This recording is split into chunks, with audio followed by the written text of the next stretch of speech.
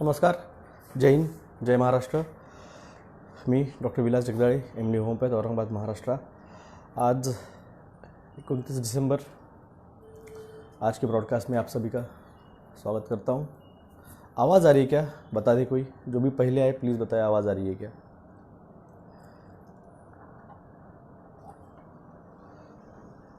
Audible, धन्यवाद.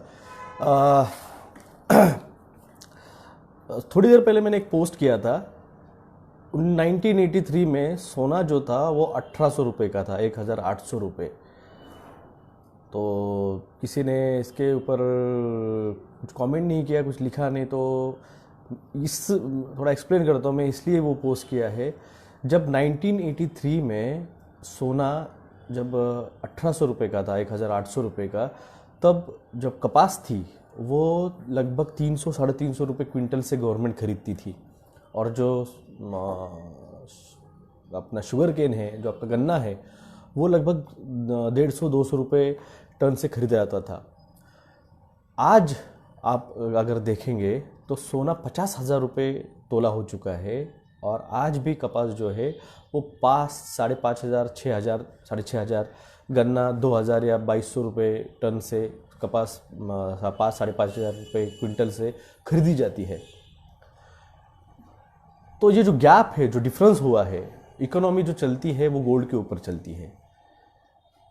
अगर मुझे अभी भी याद है, बचपन में मैं जब गांव जाता था, नानी के गांव पे, तो या फिर दादी के गांव, तो आपका जो गेहूं है, ज्वारी है, बाजरा है, उसके धान गिनने का एक काले कलर का एक माप आता है, माप कहते थे उसे. उस माप के हिसाब से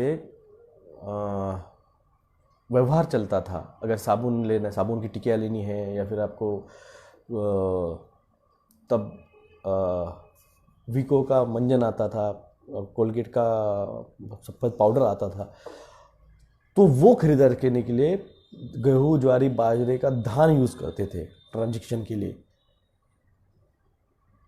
तो सोने का भाव बढ़ा, मगर किसान जहाँ है, किसान वही है, वही रेट चल रहा है. दूसरी और बात, शरद पवार साहब का नाम लिया है तोमर साहब ने, कि तोमर साहब कह रहे कि शरद पवार साहब ने जो है वो कृषि कायदे इतने दिन लागू नहीं होने दिए, किसानों का फ़ायदा उनसे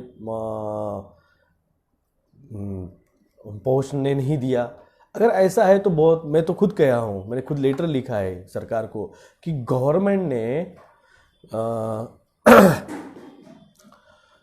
क्या कहते हैं उसे, 2005 से लेके 2006 से लेके 2018 तक 6 बार प्रस्ताव रखा है जीओमो फूड को लॉन्च करने का. और 6 बार वो प्रस्ताव खारिज हो चुका. कृषि मंत्री कौन थे? शरद पवार साहब थे. तो हम तो मानते हैं, बहुत अच्छी बात है, शरद पवार साहब ने ऐसे किसानों के काले कायदों का उन्होंने विरोध किया, हमारे लिए खुशी की बात है. मगर जैसे ही शरद पवार साहब का एक हफ्ते से नाम आया है कि वो अगले 2024 के PM कैंडिडेट हो सकते हैं NDA के, अब उनको बदनाम करने के लिए इन्होंने साजिश चालू कर डाली. महाराष्ट्र में बीजेपी की सत्ता गई है तो ये बौखला गए हैं और कोई ना कोई रीज़न लेके महाराष्ट्र को बदनाम करने का एक बहुत बड़ा षड्यंत्र इन्होंने चालू कर दिया है. पहले अर्नव के नाम पे किया, फिर कंगना के नाम पे किया, सुप्रीम कोर्ट में गए, फिर राष्ट्रपति शासन लागू करने के लिए मांग करने लग गए, फिर ED की नोटिस लगाई सन्मान्य राज साहब जी को, फिर शरद पवार साहब जी को ED की नोटिस लगाई, सरनाइक साहब को अभी ED की नोटिस आई है पिछले हफ्ते, अब फिर से संजय राउत साहब जी के मिसेस को ED की नोटिस भेज दी. आप देखिए, 303 जो कैंडिडेट चुन के आए हैं ना बीजेपी के, इन 303 कैंडिडेट्स में से 140 कैंडिडेट कांग्रेस के हैं, जो कांग्रेस छोड़ के बीजेपी में गई है. यानी आज की बीजेपी की सत्ता कांग्रेस की ही सत्ता है. या इसका मतलब सत्ता में कोई भी रहो, कांग्रेस रहो या बीजेपी में रहो, जो विधायक आप दिए भेजे हैं वो तो 140 है. अगर आज भी वो 140 विधायक अपने घर वापस जाते हैं कांग्रेस में, तो सत्ता गिर जाएगी और एक काले कानून वापस लेने के लिए फिर से चुनाव हो सकते हैं. तो मैं आपको पहले ही कहा है, आपके सारे जो विधायक हैं उनके घरों के बाहर जाके धरना आंदोलन दो, उनको घर से बाहर मत निकलने दो. आपको रास्तों पे बिठाया, उनको भी घरों में बिठा दो। ये सत्ताधारी लोग, इनको कुछ समझ में नहीं आता, इनको कुछ पता नहीं एजेंडा। ऑटोमोबाइल का कार्ड लाया है, वन नेशन वन कार्ड।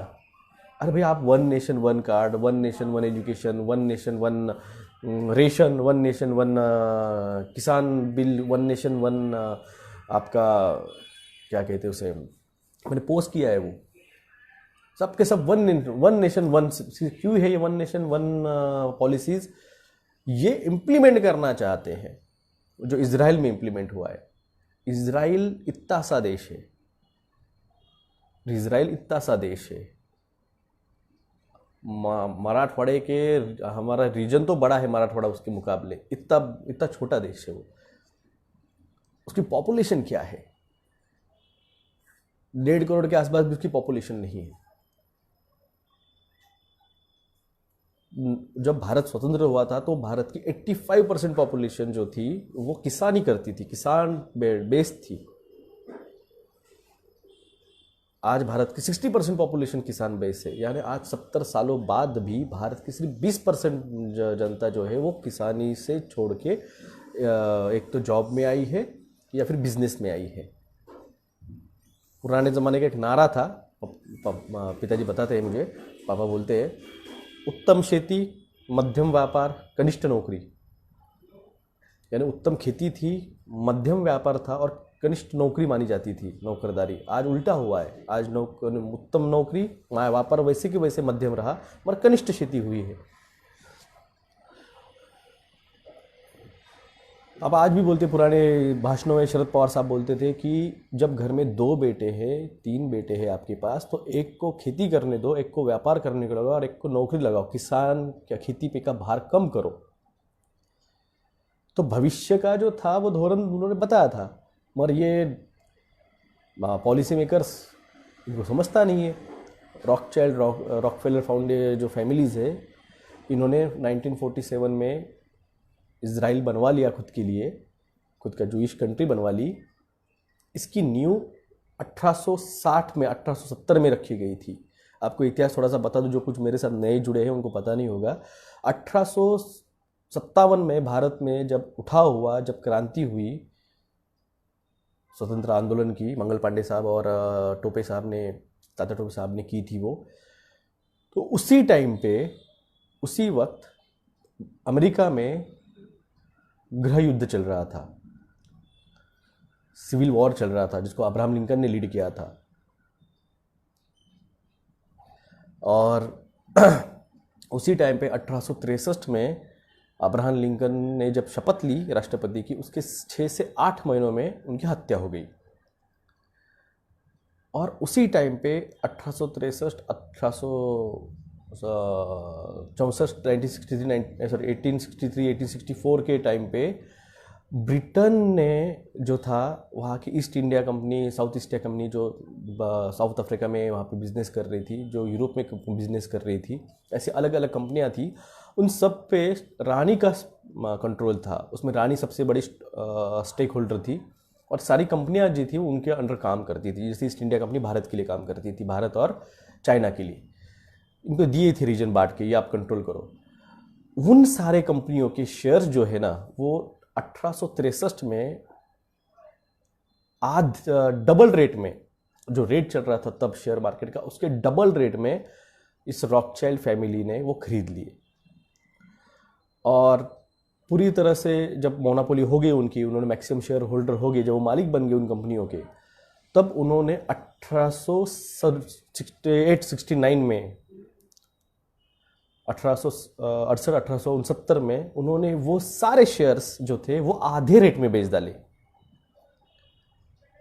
पूरी की पूरी ब्रिटेन की इकोनॉमी उन्होंने कोलैप्स कर डाली। ब्रिटेन के रानी का तख्तो ताज तक गिरवी रख दिया रॉकचाइल्ड फैमिली के पास।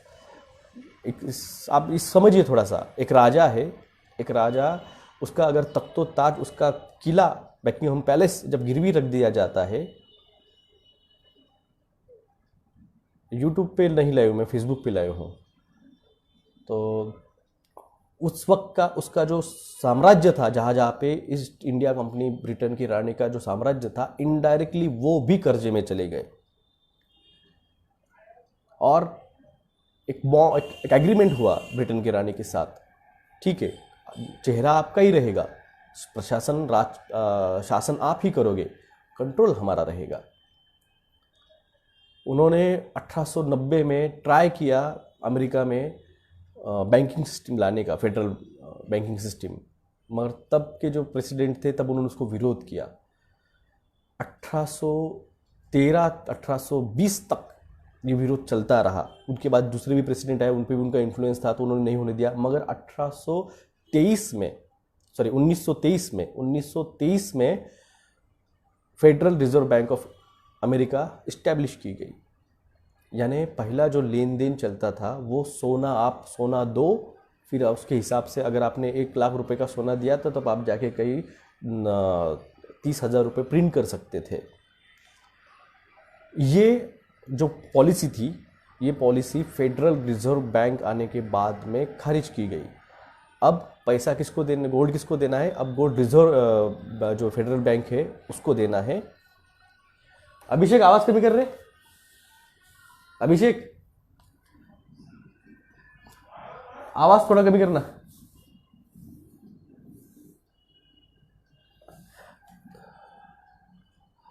Today which subject? Today gold policy and how it control the economy of the world.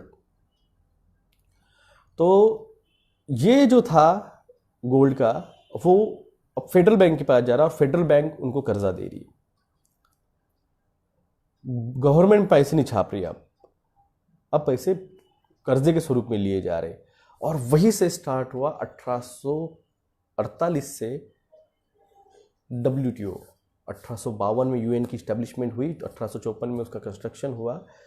उसका वीडियो मैंने डाला है, कल शेयर किया है एक, जहाँ पे 1854 में जब बनाया गया यूएन की बिल्डिंग, तो वहाँ पे एक स्पेशल रूम बनाएगी जहाँ पे मेडिटेशन है।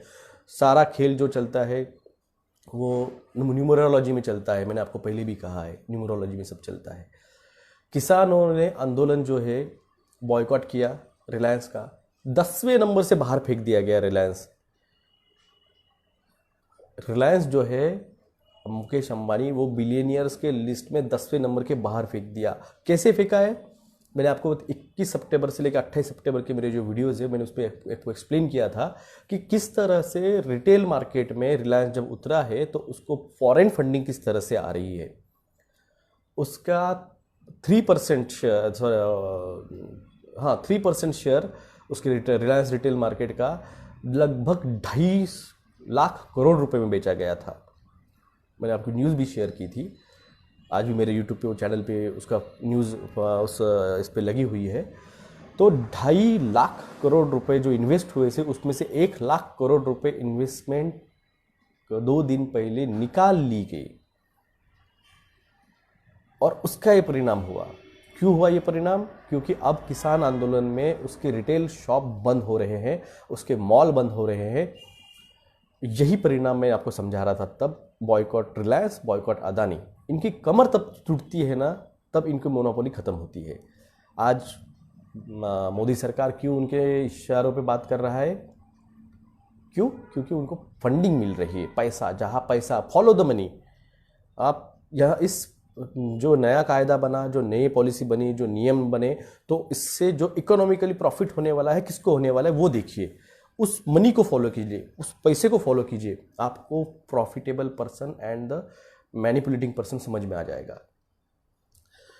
मोदी साहब ने भारत का जो कहे थे आप इसे, Bharat made in India, Tata, Ambani, Birla, Adani, Ramdev Baba, Mittal तो खुद कर्ज में डूब चुका है।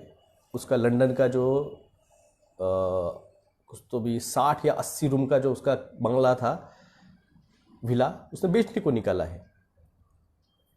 ये लोग जो देखिए आप, अनिल अंबानी कर्जे में डूबा है। अनिल अंबानी जो है वो कर्जे में डूबा है, उसकी फैमिली नहीं डूबी है। उसकी जो शेयर मार्केट की जो कंपनी थी वो डूबी है। ये लोग बहुत सिस्टमेटिक खेलते हैं। कुछ दिनों बाद आप समझोगे कि अब मुकेश अंबानी कंपनियां लुढ़क रही है, मुकेश अंबानी का नुकसान हो रहा है। तो ये पॉलिसीज रहती है इन लोगों के, सिस्टमेटिक खेल लेते हैं अपने साथ। जब तक आप इनकी इकोनॉमिकल कमर नहीं तोड़ोगे, ये लोग सुधरने नहीं वाले। ये इसी तरह से मैनिपुलेट करते रहेंगे। अब अदानी के एक किसानों से मेरी रिक्वेस्ट है, इन्होंने आपके रास्ते उखाड़ डाले, इन्होंने आपके रास्ते ब्लॉक कर डाले।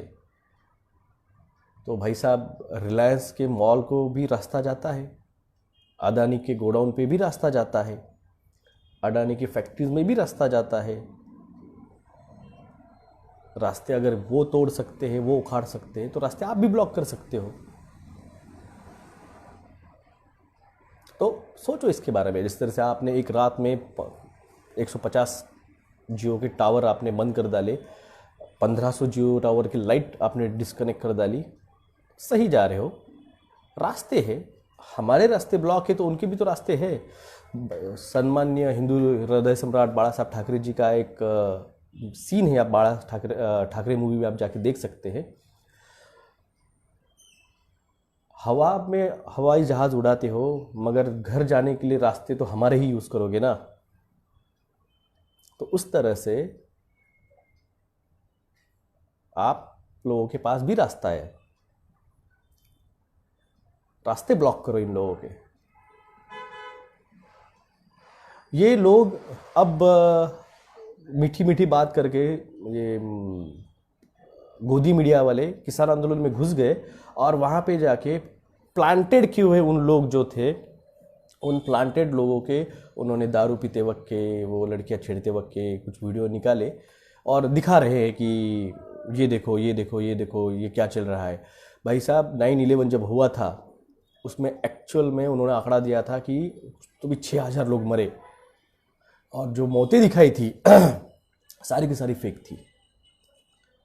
जो क्राइसिस एक्टर लाए गए थे वो 9/11 के बाद में कई सारे इवेंट्स में वो दिखते गए। स्कूल शूटआउट हुआ था उसमें भी दिखे वो।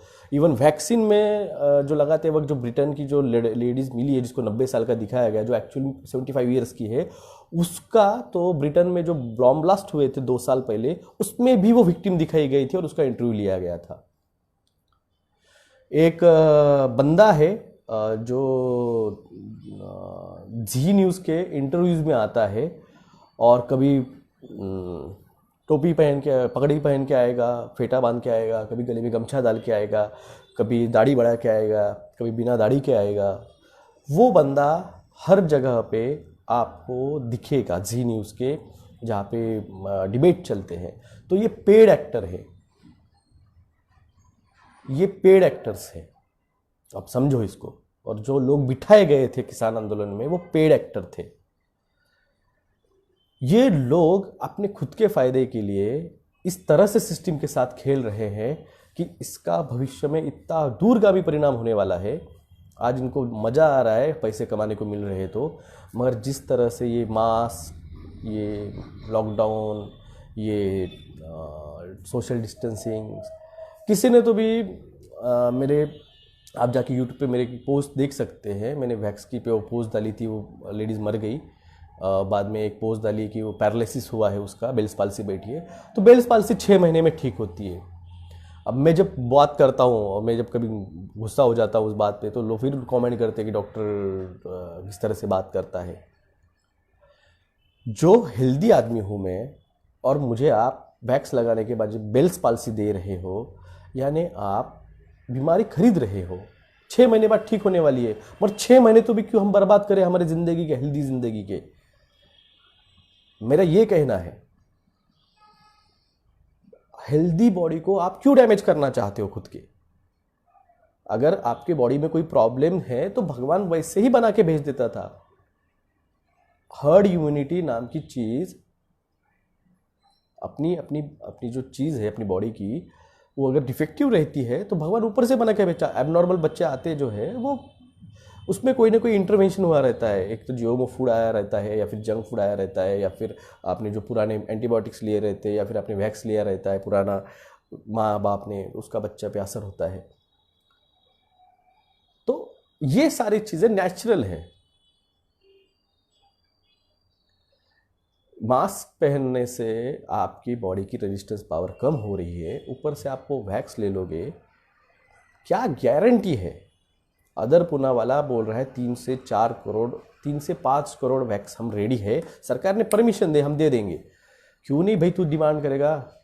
300 US dollars, 300 million US dollar funding मिला है गावी और बिलगेट्स फाउंडेशन से। 300 मिलियन यूएस डॉलर, एक मिलियन यूएस डॉलर मतलब 10 लाख रुपए होता है। अब समझो इस बात को, 1 मिलियन यूएस डॉलर मतलब 10 लाख रुपए, तो 100 मिलियन डॉलर मतलब कितने हुए? 300 मिलियन डॉलर मतलब कितने हुए? अरबों खरबों का बिजनेस है। फाइजर कंपनी और मॉडर्ना का एस्टिमेटेड, उन्होंने जो वैक्स बनाया अभी और जो बेचा उन्होंने इन पूरे 1 महीने के अंदर, तो उसमें से उनका एस्टिमेटेड रिवेन्यू जो है ना, जो अगले उन्होंने इस साल में प्रेडिक्ट किया है, तो टोटल रिवेन्यू है 34 billion dollar. Billion 34 billion dollar का मुनाफा सिर्फ 2 कंपनियां कमाने वाली है। और इतना याद रखिए, दुनिया की टोटल मैन्युफैक्चरिंग कॉस्ट, जो टोटल मैन्युफैक्चरिंग जो बनती है वायल्स की, मैं वायल्स की बात कर रहा हूँ, एक वायल, तो 60% वायल जो है ना, वो सीरम इंस्टीट्यूट बनाता है। मैंने कहा फॉलो द मनी। डॉलर हुए सर, डॉलर क्या हुए? मैं तो वही बोल रहा हूँ ना, 1 मिलियन यूएस डॉलर मतलब 10 लाख रुपए होता है। तो अब वो गणित आप लगाओ, कितने कितने बनते हैं उसमें, कितने रुपीस होता है भारतीय करेंसी का। तो आप पैसा फॉलो करो, आपको समझ में आएगा कि खेल किसके लिए हो रहा है। मैं क्यों कह रहा हूँ, लोकल लोग कह रहे हैं कि वो अमेजोन आ रहा है और वो रेडमी आ रहा है, ओप्पो आ रहा है। कौन कर रहा है एडवर्टाइजमेंट? कौन कर रहा है रेडमी की एडवर्टाइजमेंट? कौन कर रहा है ओप्पो की? इंडियन क्रिकेट टीम कर रही है। इंडियन क्रिकेट टीम के जर्सी पे ऐड कर रहे हैं वो लोग। अगर आपको चाइनीज पे इतना ही प्रॉब्लम है, कंपनियों पे चाइनीज बैन करना है। धन्यवाद कमलाकर जी। अभिनव चौरसिया जी, मैं अभी यहाँ पे लाइव हूँ, तो यही पे लाइव सुनिए। मुझे जब वक्त मिलता है तब मैं आता हूँ, मुझे पेशेंट भी रहते हैं, तो मैं यही टूट जाती है लिंक। तो दोस्तों, ये सारी जो चीज़ें हैं, ये सिर्फ पैसा, वो भी फेक पैसा। ये पैसे से क्या करेंगे? पैसे से और मल्टीनेशनल कंपनियों में इन्वेस्टमेंट आती है। मार्क जुकरबर्ग, आपका 1 मिलियन डॉलर्स 7.2 करोड़ होता। ओके, यहाँ पे इन्होंने, हिमांशु साहब ने गणित दिया है, 1 मिलियन डॉलर 7.2 करोड़ रुपीस होता है। मैंने कहा ना, मेरे को ना, हम डॉक्टर लोगों को मैथमेटिक्स हमारा थोड़ा वीक रहता है, इसलिए इंजीनियरिंग नहीं बनते, हम डॉक्टर बनते हैं। मैक्सिमम डॉक्टर लोगों का मैथ्स देखो आप, थोड़ा वीक रहता है। तो ये सर, आप जैसे एलियन शर्मा जी, उसके लिए बहुत कैपेबल लोग हैं। पवार साहब है, सलमान राज साहब है, ममता जी है। तो ये सारी चीज़ें जो है, ये आप समझो, जहाँ पैसा जाता है। और हाँ, मार्क जुकरबर्ग की बात कर रहा था। मार्क जुकरबर्ग, आपको लग रहा होगा कॉलेज ड्रॉप आउट था, कॉलेज में कोई तो प्रोजेक्ट बना लिया और फिर उसने वो लॉन्च किया। आपको बता दूँ, मार्क जुकरबर्ग ये डेविड रॉकफेलर का नाती है। डेविड रॉकफेलर का वो नाती है। जितने भी अब तक के प्रेसिडेंट ऑफ यूएसए बने हैं, अमेरिका के जितने प्रेसिडेंट बने हैं, वो सारे के सारे उनके एट द एंड में एक ही फैमिली से ओरिजिनेटेड है, और ये उनका जीन एक ही आता है। ये यूएस के एक 14 साल के लड़की ने उसके स्कूल प्रोजेक्ट में प्रेजेंट किया। आप जाके यूट्यूब पे वीडियो देख सकते हैं।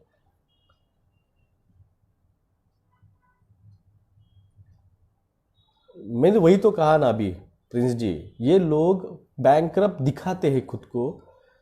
अब जब अनिल अंबानी बैंकरप्ट हुआ है तो कैसे क्या नागपुर में उसने एविएशन कंपनी बना दी, जो आपके राफेल के लिए जो वहाँ पे बनाने वाली है, उसके सर्विस सेंटर और स्पेयर रिपेयरिंग सेंटर। तो ये चीज़ें आप थोड़े समझे, आप पैसे को फॉलो करो, इनके पैसे कहाँ का मैं तो कह रहा हूँ सीरम इंस्टीट्यूट के सारे शेयर होल्डर्स के और बोर्ड ऑफ डायरेक्टर के नाम जब बाहर आएंगे ना, आपको समझेगा कि कौन कौन उसमें इन्वॉल्व है। रिलायंस का आउट ऑफ इंडिया से आने वाला जो पैसा था, एफडीआई को बीजेपी सरकार ने यानी मोदी साहब ने खुद विरोध किया था। अगर आपको याद होगा, आप उनके पुराने 2014 के इलेक्शन कैंपेन के चाय पे बात, ये जो उनका चल रहा था कैंपेन, वो कैंपेन उस पर आप जाके देखेंगे तो उन्होंने एफडीआई का विरोध किया था, उन्होंने आधार कार्ड का विरोध किया था, उन्होंने मनरेगा का विरोध किया था, उन्होंने सारी चीज़ों का विरोध किया था। और बाद में आखिर क्या किया, जिस सरकार, जो कांग्रेस सरकार 50% एफडीआई लाना चाहती थी और जिसके ऊपर ये जो वॉलमार्ट आया भारत में, इसको लाया किसने? वॉलमार्ट को लाया किसने? वॉलमार्ट को बिरला ने लाया। वॉलमार्ट को भारत में बिरला ने लाया। जिस तरह से मैं कह रहा हूँ, अगर आपको एक्सपीरियंस देखना है तो जहाँ पे भी रिलायंस मॉल है, जहाँ पे भी डी मार्ट है, जहाँ पे भी वॉलमार्ट है, आप जाके उस एरिया के 1 किलोमीटर के आसपास के जितने भी छोटे किराना व्यापारी हैं, उनसे आप जाके पूछिए क्या हुआ है, ये जो वॉलमार्ट आया, ये डी मार्ट आया, या फिर रिलायंस मॉल आपके बाजू में आया है, इसका असर क्या हुआ? रोएंगे वो लोग रोएंगे आपके सामने। 1 किलोमीटर के जितने भी शॉप रहते हैं, सारे के सारे डूब जाते हैं जब ये मॉल खुलते हैं। मैंने पहले ही कहा था, ये जो मॉल आएंगे, और उसकी न्यूज़ भी बताई थी मैंने, 12,000 छोटे बड़े आउटलेट्स खोलने का प्रोजेक्ट मुंबई में, अकेले मुंबई में रिलायंस ने किया है, और पूरे भारत में 24,000 के ऊपर आउटलेट वो खोलने वाले हैं। 100% एफडीआई, वही तो मोदी साहब ने तब विरोध किया 50% एफडीआई को 2011-12 में, और सुषमा स्वराज भी थी उस डिबेट में, अब नहीं रही सुषमा स्वराज जी।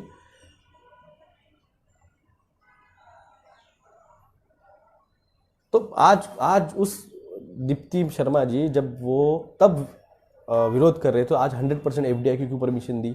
अकेले रिलायंस में जिस दिन कृषि बिल पास हुआ, 20 सितंबर की बात है, टेबल पे रखा गया 20 सितंबर को, और 23 सितंबर को पास हुआ वो बिल। तो 20 सितंबर को ही मैंने पोस्ट किया था, और 21 सितंबर से मेरी वीडियो मैं डाल रहा था कि किस तरह से इसका असर छोटे व्यापारियों पे बढ़ेगा। छोटे व्यापारी मारे जाएंगे इसमें। और आपको एक बात बताना चाहूँगा, ये सारे ये जो चल रहा है आपका किसान आंदोलन में बदनामी करने के लिए जो चल रही है न्यूज़, और ये ईडी बीडी की इंक्वायरी लगी है, आर्नो को फाइन बैठा है 20 लाख रुपए का यूके के ब्रॉडकास्टिंग कमेटी से, इन सारे बीच में एक बिल पास हुआ है, अगर आपको याद आ रहा होगा तो मैं बताता हूँ। गवर्नमेंट सर्वेंट्स या फिर जो भी आपके प्राइवेट कंपनीज में जो लोग काम करते हैं, इनको जो सैलरी मिलती है, ये सैलरी का बेसिक जो है उन्होंने 50% कम कर दिया है। अगर आज किसी को 50,000 रुपये सैलरी मिल रही होंगी तो उसका बेसिक इनकम उन्होंने 26,000 रुपये कर दिया है। यानी एक्चुअल सैलरी में से उस बंदे की 40% सैलरी जो अगले साल से उसको नहीं मिलने वाली है, और ये आप लोगों को कोई नहीं बताएगा। ये अब तक किसी को, ये आपके जो एम्प्लॉयज़ है, गवर्नमेंट सर्वेंट, ये जो बैठे हुए हैं ब्यूरोक्रेट से, आपका इसका इम्पैक्ट समझो कैसा है। इसका इम्पैक्ट क्या होने वाला है? इसका इम्पैक्ट ये होगा, अब जो लोग 50-60 हज़ार रुपये सैलरी ले रहे हैं, अब उनको 1 अप्रैल से जब 25,000 रुपये सैलरी हो जाएगी, और इसका मतलब उनका टीडीएस, पीएफ, बीएफ जो है वो हार्डली उसकी सैलरी 25,000 से, मतलब उसको टीडीएस, बीडीएस, महंगाई भत्ता सब मिला के वो सैलरी उसकी जाएगी 40 से 45,000, यानी वो 15 से 20,000 लॉस में आने वाला है। तो ये 20,000 रुपये पहले से उसके लॉस में चले गए, उसको कम मिलने वाले हैं, प्लस उसका जो पीएफ का फंड है, जो पैसा है वो कटने वाला है। वो तो कटता है ऐसे भी, कौन सी बड़ी बात है उसमें, मगर वो कटेगा तो वो डायरेक्ट जमा होगा उसके पीएफ अकाउंट में। ठीक है ना, कौन सी बड़ी बात है। कौन सी बड़ी बात है, होते रहता है ना। मगर आप ये नहीं जानते हो कि अगर मैं एम्प्लॉय हूँ, जैसे मेरे पिताजी एम्प्लॉय थे, जब घर का कंस्ट्रक्शन करने का था तो अकाउंट में से 1.5 लाख रुपए पापा ने निकाल लिए, तो सरकार ने अलाउ कर दिया। मगर अब जो कायदा बना है उसके तहत वो आदमी मर भी जाए तो भी उसके पीएफ के फंड के पैसे उसको नहीं मिलेंगे।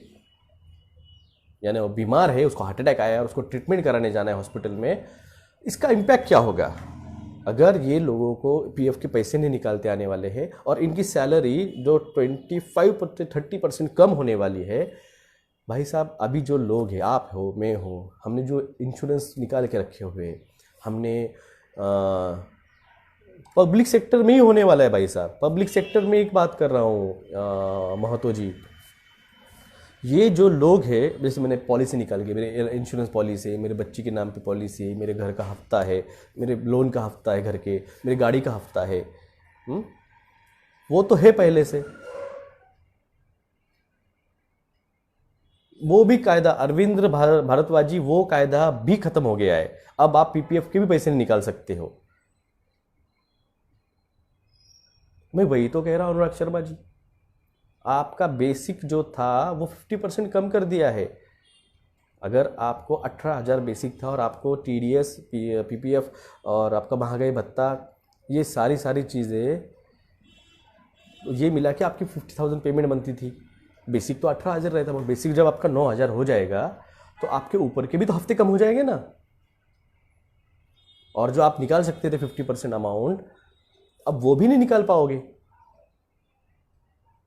तो ये सबका असर क्या होगा, इन लोगों को, ये जो लोग हैं, इन लोगों को कर्जा लेना पड़ेगा घर चलाने के लिए। इनको क्या करना पड़ेगा, इनको इनके घर के सोना नाना जो है वो उनको गिरवी रखना पड़ेगा। मेरे ख्याल से किसी ने तो पोस्ट किया था गोल्ड लोन के बारे में, गोल्ड के भाव जो है वो आसमान छूने वाले हैं। भाई साहब, गोल्ड के भाव आसमान छूने वाले हैं।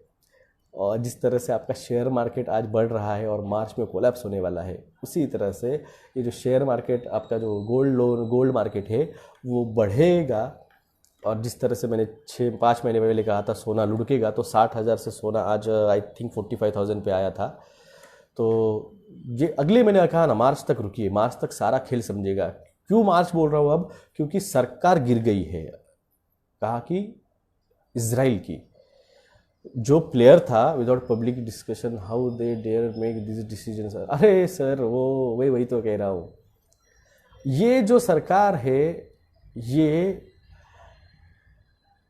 डाका डाल के बनाई हुई सरकार है। 140 विधायक कांग्रेस पार्टी के किसी भी तरह से उनको ईडी की धमकी देके, सीबीआई की धमकी देके, सीआईडी की धमकी देके, उनके कुछ ना कुछ बना के उनको उस तरह से कंट्रोल में रखा है। बिटकॉइन जैसी डिजिटल करेंसी, कुछ देखिए, बिटकॉइन वर्चुअल है। जादू से हवा में मैंने कुछ पैदा कर दिया, कुछ नहीं था और एकदम से आ गया, तो ये चीज़ हवा में गायब होने के लिए भी टाइम नहीं लगता है। तो बिटकॉइन ये सब हवा की बात है, हवा है। सबसे बड़ी बात है, मैंने आपको बताना भूल गया हूँ, बहुत दिनों से वो मेरे दिमाग में आती है मगर निकल जाती है। डिक्टेटरशिप हो गई है, dictatorship, right to recall. Himanshu Kumar ji, right to recall आप डालिए ना, आप कोर्ट में याचिका डालिए ना। मैंने पहले भी कहा है, तो राइट टू रिकॉल वाले जो लोग हैं, जिस तरह से मैंने वैक्स के खिलाफ याचिका डाल दी कोर्ट में, मैं लड़ रहा हूँ उसके लिए, तो आप भी लड़ो ना यार, जाओ ना कोर्ट में, इसी मुद्दों पे आप चुनाव भी लड़ो।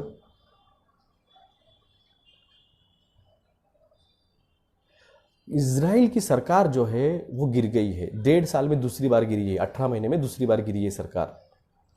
याद रखिए, Israel is a policy maker, यानी रॉकचाइल्ड इज अ रॉकफेलर, मॉर्गन, ये पॉलिसी मेकर है और वो उनका देश है। वहाँ पे वो जो इम्प्लीमेंट करते हैं वो इधर लाना चाहते हैं।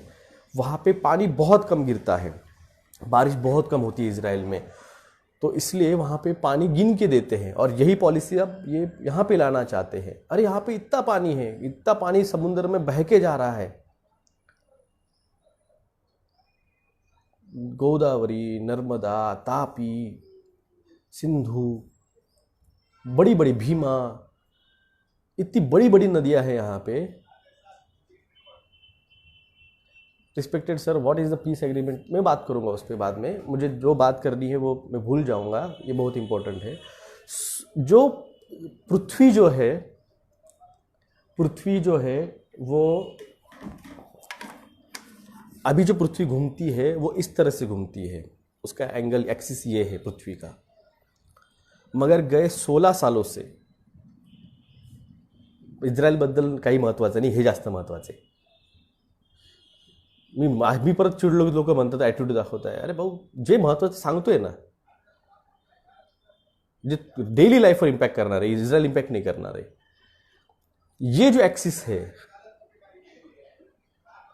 पृथ्वी का, ये गए 16 सालों से इसका एक्सिस जो है पॉइंट, ये जो पॉइंट है मिडल पॉइंट, ये 60 मील शिफ्ट हो चुका है। नॉर्थ पोल का जो पॉइंट है, नॉर्थ पोल, वो 60 मील शिफ्ट हो चुका है। पृथ्वी टिल्ट हो चुकी है। ये धीरे धीरे प्रोसेस रहती है, ये एक दिन में नहीं हुआ है, ये धीरे धीरे प्रोसेस है। हम इस पे 16 साल से ध्यान, इस चीज़ पे हम ध्यान रखे हुए हैं। सोशल एक्टिविस्ट और जियोलॉजिस्ट कार्ल रार्लिंग फ्रेंड है यूएस, हमारे आउट ऑफ। डॉक्टर सर, इस बारे में थोड़ा जानकारी दे, किस बारे में? तो ये बात समझो, ये जो एक्सिस है ये अब टिल्ट हो चुका है। अब सूरज का जो, किसी ने तो भी गैलेक्टिक अलायंस की बात की है, गैलेक्टिक अलायंस ज़्यादा बात नहीं कर सकता उसके ऊपर, हमारे भी जान को खतरा है। ये इलाइट्स जो है ये इस बारे में नहीं बात करने देते हैं। जो आपने पूछा ना सवाल गैलेक्टिक का, उसके बारे में बात नहीं करने देते, इसलिए मुझे वीडियो डिलीट करना पड़ा था। और इसलिए मैं रिक्वेस्ट भी किया है, जिसने मेरा वीडियो अपलोड किया है, खुद की जान की फिक्र करते हैं, उसको डिलीट कर दो। नहीं, वो नेचुरल प्रोसेस है। द सूरज की जो ग्रेविटी फोर्स रहती है, जिस तरह से पृथ्वी खुद की ग्रेविटी फोर्स है, उसी सूरज की ग्रेविटी फोर्स है, उसी की वजह से हम सौरमंडल में घूमते रहते हैं।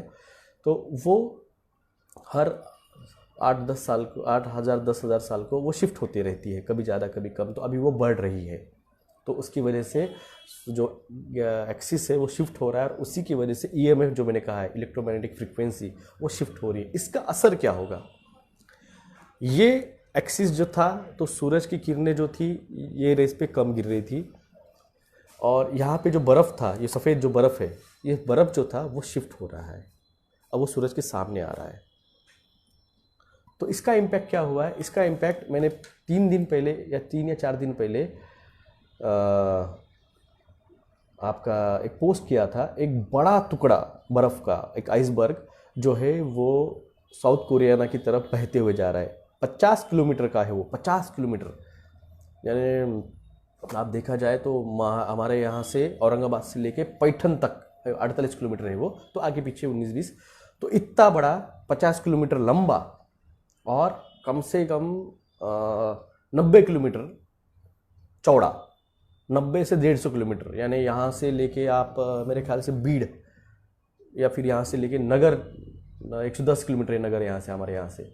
तो इतना बड़ा बर्फ़ का टुकड़ा, एक याद रखिए आइसबर्ग फिनोमेना जिसे कहा जाता है, कि जितना आइसबर्ग आपको आइस का टुकड़ा दिखता है, उसका 2/3 नीचे ढका हुआ रहता है।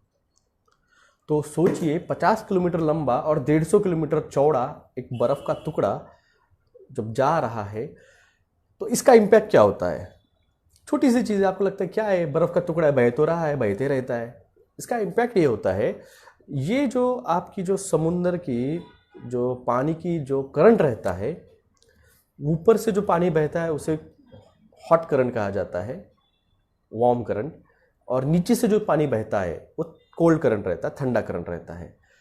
तो जो बर्फ़ का टुकड़ा जो इतना बड़े प्रमाण में जब टूटा है, अब जब बहते जा रहा है, तो नीचे का जो करंट निकल रहा है उसका, ठंडे वेव का, वो पानी, यानी वो बर्फ़ पिघल रहा है, उसका पानी निकल रहा है और वो करंट के स्वरूप में बह रहा है, और वो जब आके आपके किनारों पे वो जब ऊपर शिफ्ट अप होता है और फिर गर्म पानी बन के फिर से उस तरफ जाने लगता है, फिर वो जाके इस बर्फ़ के टुकड़े पे गिरेगा, फिर उसका पिघलने का स्पीड बढ़ाएगा, स्पीड से क्या होता है, स्पीड से पानी का बाष्पीभवन जिसे कहा जाता है वो बढ़ जाता है।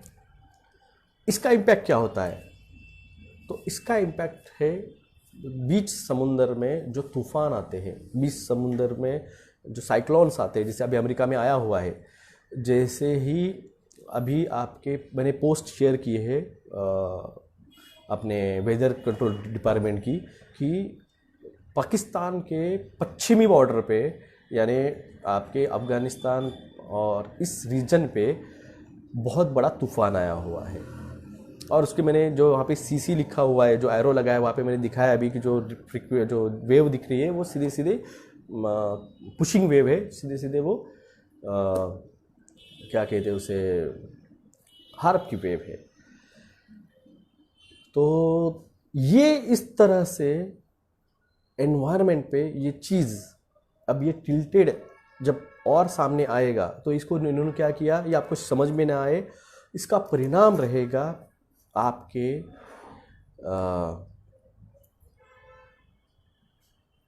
ग्लोबल वार्मिंग, इनको इन्होंने नाम दिया है। ये नेचुरल फिनोमिना है, ये जो मैंने आपको फिनोमिना दिया है ये नेचुरल फिनोमिना है, और इसको इन्होंने कवर अप करने के लिए इसको ग्लोबल वार्मिंग का नाम दिया। ये नेचुरल है, ये हर 8,000 10,000 सालों में होता है। इसका इम्पैक्ट क्या रहता है, इसका इम्पैक्ट होता है आइस एज। इसके बारे में आपको और डिटेल में जानना मैंने फिर से कहा है। What is the impact of the EMF field of sun on the earth. Electromagnetic frequency सूरज की जब चेंज होती है तो उसका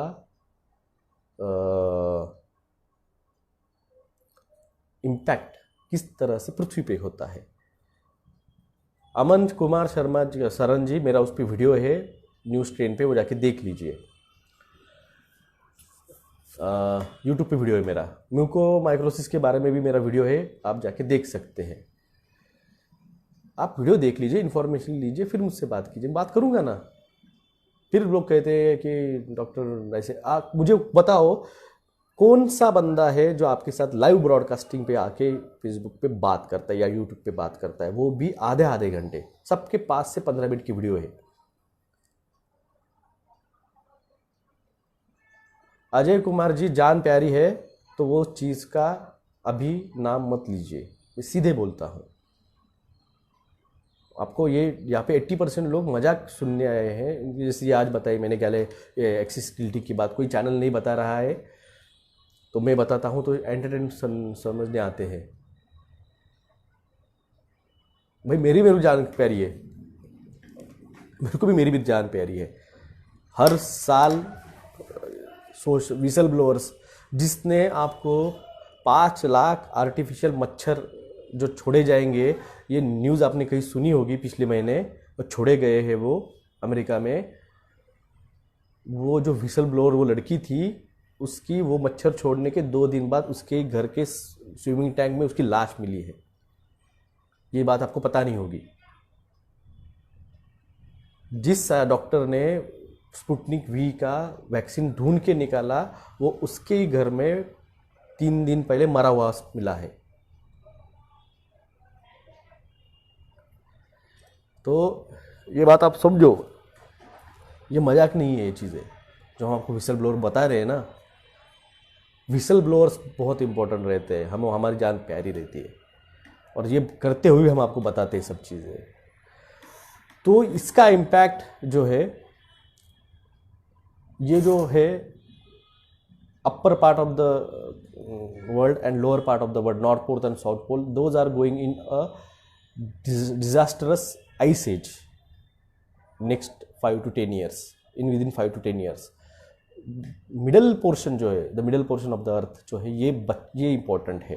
if you want to look at the real situation, go for the day after tomorrow movie. You can get the what is the impact of the EMF changes in the sun rays on the earth, and the tilting of the polar, north polar has shifted their pole 60 miles from the origin, their actual side। YouTube channel पे doctor विलास जगदाड़े, यही नाम है मेरा।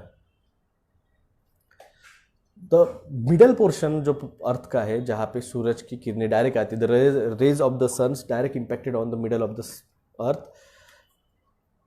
that cancer line, that Karkarutta we call as, these area are the prime important. That's why the America attacking on the Israel, Iran, Iraq, Afghanistan, because that area is prime important. Even you can look at the situation where the China has started a Silk Road, especially from China to Britain. This goes throughout this middle portion. This Silk Road and the plan is very important because the middle portion of the earth is primary geographically much important for the next ice age, which will be happen in within near 5 to 10 years, to 2025 to 2030. That's the new India, that's the new world, because the worlds had shifted from North Pole to South Pole to the middle of the earth. This is a actual happening in within next decade, 2024, 2025, 2024, 2025 to 2030. Himanshu Kumar जी, मेरे कुछ foreign friends भी आए हुए यहाँ पे मेरे कुछ foreign friends भी है. Some my foreign friends have just joined my live, so I talked especially for this portion because it's important. The North Pole is shifted from 60 miles. If I get a video, I will definitely share on my Facebook that the North Pole is shifted. And if you want what is a solar eclipse, solar changes happen, I will repost that news again. The sun have changes its EMF and its impact.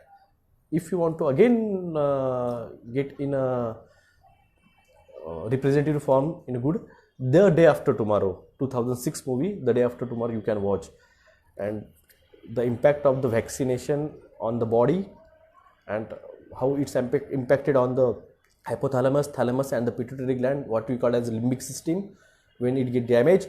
The Elon Musk microchip, that is Neuralink, which he have a company, he just launched one and a half month back, that will be implemented. And it's how it works, it's explained in 2 movies, G.I. Joe and The Kingsman. Kingsman and the G.I. Joe, though both the movies have mentions a implementation of a Neuralink in the persons. How it works, it's very, very beautifully explained in that movie. Control over the mind, it's explained in that movie.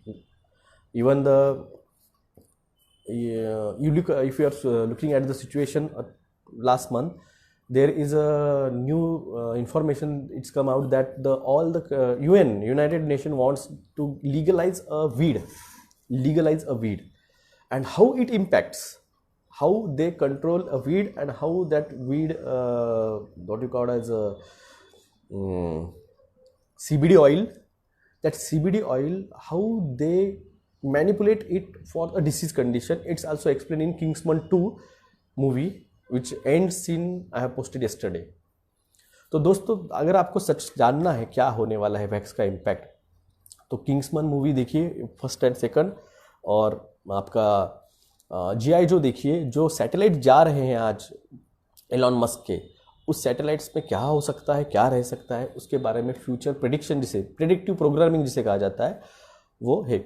Even in 2012 the Big Bang Theory have given a predictive programming information in their shows. They're predicting that the RT-PCR test is for the DNA tracing, that swab tracing you have done, that is actually DNA they are correcting. What's the impact, what's the important for the DNA?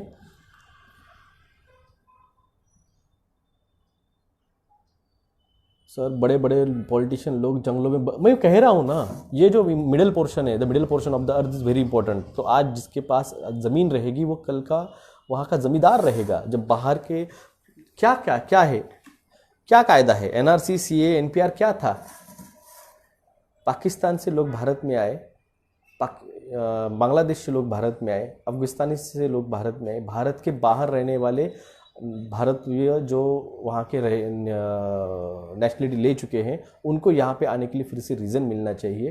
तो middle portion is very important. Sir बड़े बड़े politician, जी बिल्कुल सही है, झूठ क्या है। तो ये सब है, इसलिए मैंने कहा वो सब चीज़ें जो अब पहले आप बात पूछ रहे थे वो इम्पोर्टेंट है, ये इम्पोर्टेंट था, ये बहुत इम्पोर्टेंट है। तो जब आप लोगों को वैक्स लगेंगे, जब आपको जियोमो होगा, जब आपको कैंसर होगा, जब आपका ज़ोंबी डांस आप करने लग जाओगे, तो आपकी ज़मीन को अधिग्रहण कैसे किया जाए। तो भू सुधार, जिसे हम ट्रांसफ़र ऑफ द प्रॉपर्टी, तो वो कैसे होगा। Ultimately they want to destroy. मैंने कहा ना 80% एंटरटेनमेंट चल रहा है। तो जागो, जगाओ, किसानों को समझाओ। ये लोग आपको बहकाते रहेंगे, लॉलीपॉप देते रहेंगे। Amit Kumar piece agreement with Israel के बारे में बताए।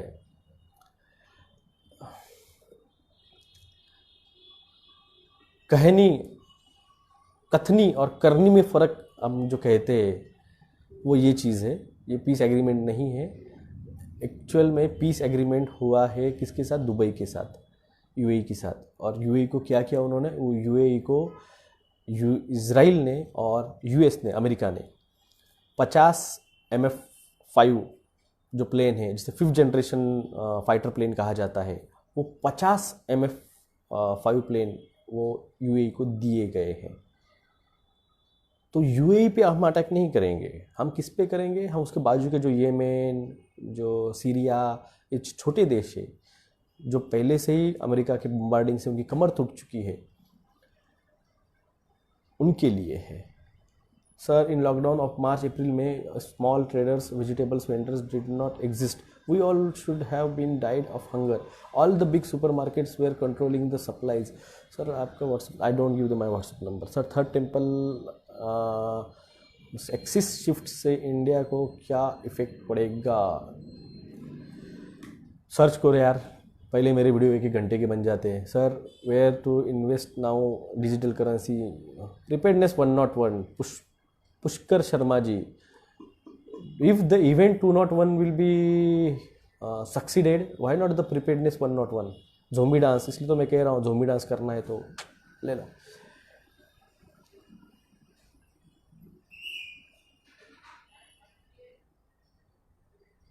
सर जूम मीटिंग कीजिए। जो यहाँ बताता हूँ वही मैं बताता हूँ, और मुझे नहीं है इतना टाइम, सच में भाई साहब। मैं इतना टाइम जो देता हूँ लाइव ब्रॉडकास्ट पे कोई नहीं देता है। क्या वैक्सीन सब पर इम्पोज किया जाएगा? बकास वैक्सीन जी। वरुण सूर्यवंशी जी, 30 अगस्त का मोदी साहब का मन की बात सुन लीजिए, आंसर मिल जाएगा। सर मैं आपके व्हाट्सएप,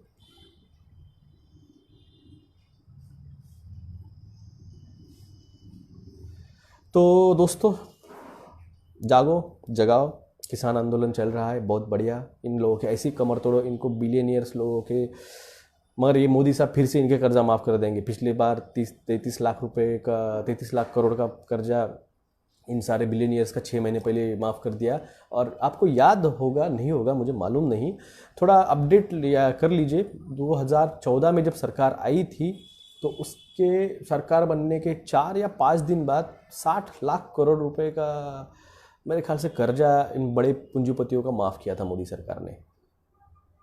स्टॉक मार्केट कब तक खत्म नहीं होगा, कोलैप्स हो जाएगा। होते रहता है ये, हर 100 साल में होते रहता है। अगर इतिहास जाके देख लेंगे आप, तो जब महामारी आती है 1720, 1820, 1920, 2020, तो शेयर मार्केट कोलैप्स होते रहते हैं। So in to write a letter against vaccination government. आपकी मर्जी। मैं तो 8-10 महीने से चिल्ला रहा हूँ, लेटर लिखो, लेटर लिखो। सर अगर अल्कलाइन बॉडी में बाद में बात करेंगे। चलो, नमस्कार, जय हिंद, जय महाराष्ट्र।